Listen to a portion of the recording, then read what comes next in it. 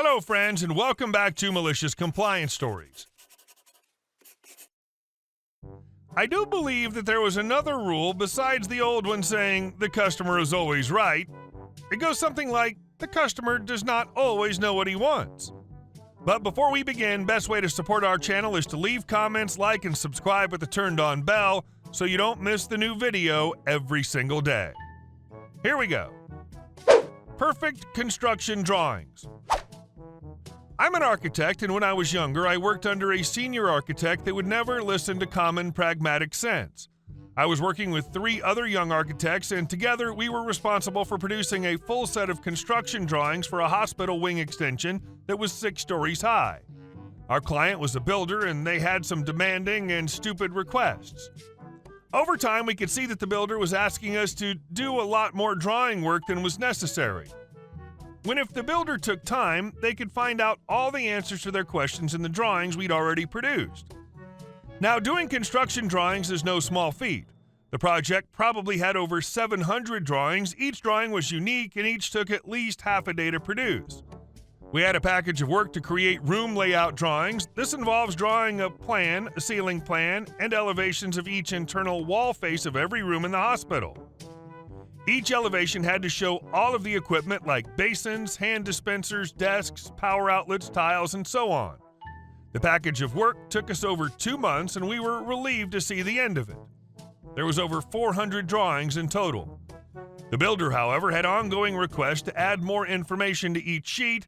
The answers were all on the sheets, but they couldn't be bothered to look, and needing information showing in a certain way, we had many meetings explaining to the builder how to read the sheets, but in the end, the builder just complained to our boss, the senior architect. The senior architect called a meeting and said no matter what, we should do whatever the builder wanted to ensure he was happy. I explained how the answers were all there, but he just refused to listen. I then spoke to him separately and said that changing, reprinting, and mailing each of the 400 drawings whenever the builder made a request would take at least 2 weeks' work. He then yelled at me for wasting his time and said to do what I was told. So all in all, we probably had to change all 400 sheets about 12 times.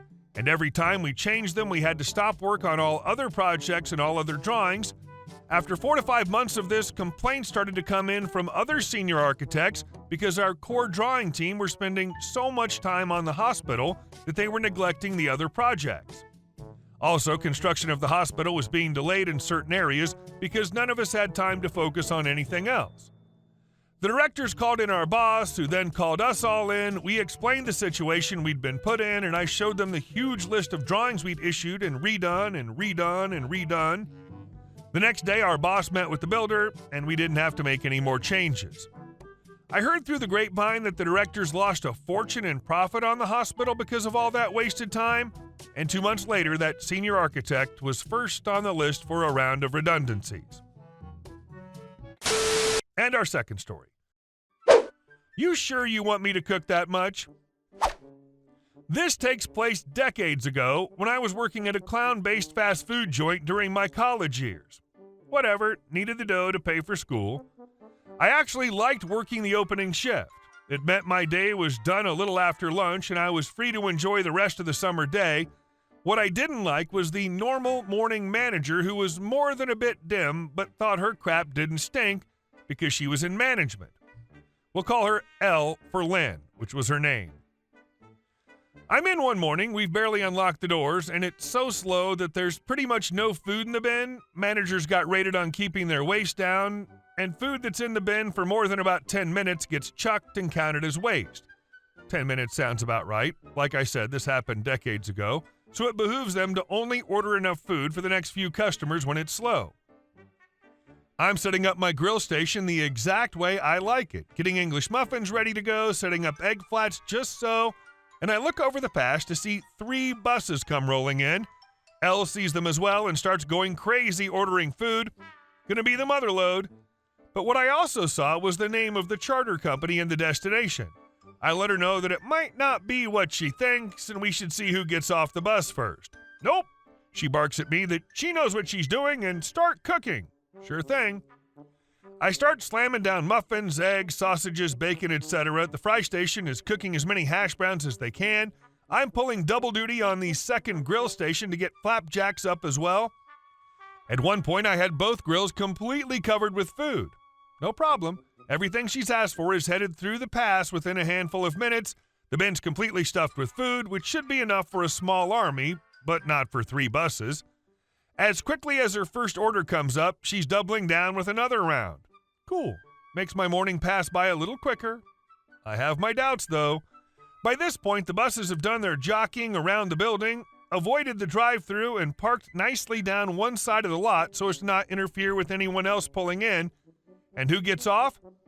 Sure enough, the drivers and a couple dozen Hasidic Jews headed from Montreal to New York City. Most everyone else stayed on the buses. The drivers picked up some coffee while the passengers that got off either stretched their legs in the parking lot or came in to use the bathroom. Last I checked, the clown isn't kosher. All the food got tossed 10 minutes later. Elle's food waste that morning was through the roof. And our last story. My mom is being sued by the guy who bought her house from the guy who bought her house. My dad owned the same house for over 40 years. He owned it before he married my mom, and she inherited it when he died. A few years after he died, she decided to move to where my sister lives and put the house up for sale. Guy suing, call him A-hole 1, is a complete psychopath who's lived in the neighborhood 20-plus years and everyone hates him. There are 1,000 things we could talk about with him, but the important bits are he's a lawyer, not actually practicing, and a doctor who lost privileges at the local hospital for being a psychotic a-hole, but not his license somehow, and is still in private practice.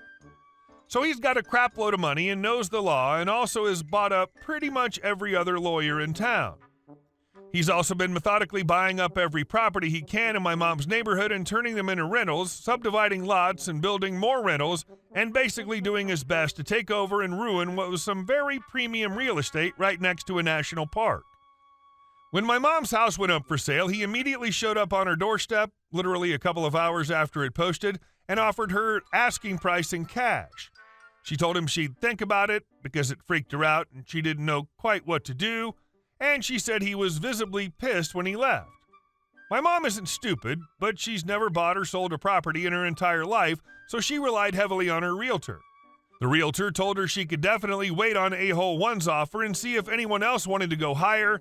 She then got a higher offer and took it, but rather mysteriously, that offer fell through under some weird circumstances, and my mom didn't have a buyer anymore. She'd closed on her new house already, so she was even more freaked out and wanted to hurry up and sell, even though my sister and I told her to calm down and wait. She got an offer from a guy who's a lawyer and on the city council, A-hole 2. It was for more than her asking price, and he waived an inspection and a survey and just bought the place. So my mom took it and moved. Now the trouble comes from a detached garage my dad had built. He owned several acres, so there were lots of spots to build this thing, but he decided to put it off the end of the driveway. He had a professional contractor come build it, and while my mom had almost no input, she says a survey was done, make sure it was far enough from the neighbor's property to be okay. The properties have no distinct borders, it's just a big meadow, no fence line or obvious markers. Also, the neighbors are lifelong friends of my parents, so if there had been an issue, it would have probably been easy to solve. Apparently, the garage is a tiny bit too close to the property line, like less than a foot, and this is a thing I don't fully get because it's a building next to an open meadow, so it's not encroaching on anything, and we don't have to cross the property line to access it. But my mom had no idea about that, and presumably neither did my dad.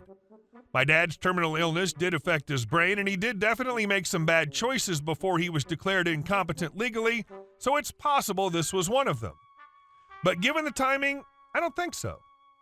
Anyway, this no inspection, no survey sale goes through, and a little while after that, my mom got an email from A-hole 1.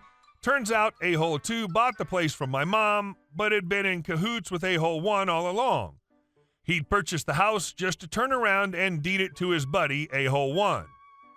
A-hole 1 then did the survey and found out about the garage problem. He told my elderly, widowed mom that she'd lied intentionally about it, and unless she paid him $50K to tear down the garage and move, which cost $12K to build 4 years prior, he'd sue her. He also claimed a realtor had sworn on a stack of Bibles that there was nothing to worry about, and that's why A-hole 2 hadn't done the survey. She got a lawyer and got a confession from A-hole 1's lawyer that they knew she hadn't been dishonest, and they just hoped she'd pitch in to move the garage, like she'd just be a good sport after the bullcrap he'd put her through, and his track record of being a psycho neighbor from hell. So, original thing got dropped, but now, months later, A-hole 1 is trying the same thing again. My mom got a summons served to her new house. Again, she's elderly and by herself most of the time, other than her giant Rottweiler she can't control, but that's another topic, so she doesn't ever just open the door. She saw a strange person on her doorstep using her doorbell camera and talked to the person through the mic. Person said they were serving her and she needed to open the door. Of course, that freaked her out and she didn't. She told the person she didn't know who they were and she wanted to talk to her lawyer first. That person cussed her out and just left. All this was captured on camera. My mom's original lawyer bowed out because his partner had just, coincidentally, been bought out by A-hole 1.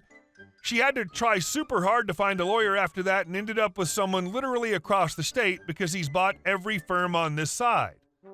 Update, this actually went to court. A-hole 2 is joined as a party as my mom has absolutely no relationship to A-hole 1. A-hole 2 bought the property and sold it to A-hole 1.